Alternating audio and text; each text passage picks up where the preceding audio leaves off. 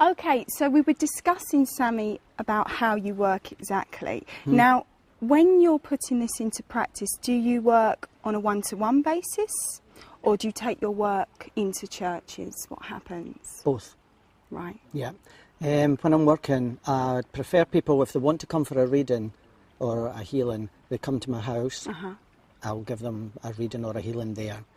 I also go out to people's homes where they maybe don't have any transport, or, for example, if there's a group, which I've done in the past, like 4 or 6 people who want a reading. And it's all individuals, it's all one-to-one readings, but I'll go out to them to give the readings. Right. I have I work at exhibitions.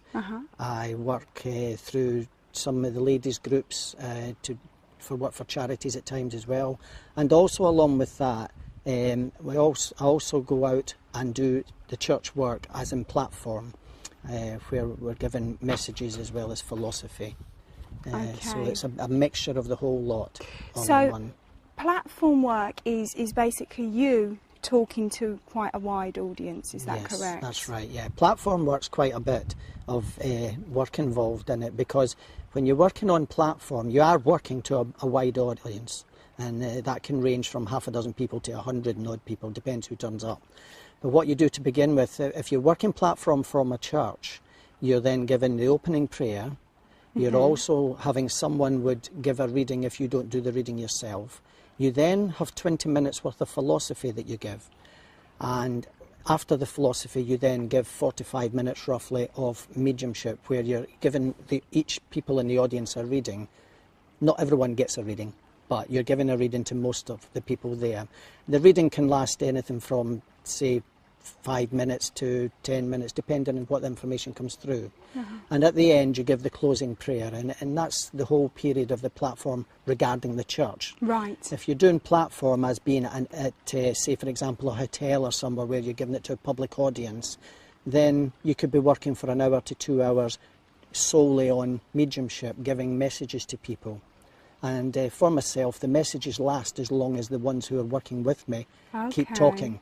Once it dries up, that's it. I don't waffle on or anything, it just stops once it all dries up. Have you ever had experiences where you've met spirit that just keep giving it to you and giving it to you, and you've had to kind of dry them up? There is times I've seen me where I've been sitting there working and the readings went on for over an hour and a quarter, 20 minutes, whatever. It's not happening a lot, but it does happen. But the whole point is, we're in control of what we're doing with our mediumship. So really, for myself, I always prepare beforehand.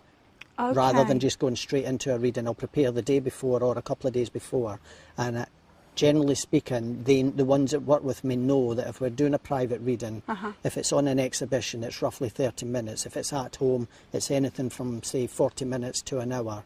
But they know that that's the sort of time scale, because you have to limit the time, because you've got to remember there is other people there if you're doing platform. It's not fair giving a reading to one person and missing everyone else out. And a private reading at home with one person's fine, but if there's other 2 people outside, you've got to respect them as well and give them the time that's necessary. Of course. Now, do you work with guides? Yes. Do all mediums work with guides?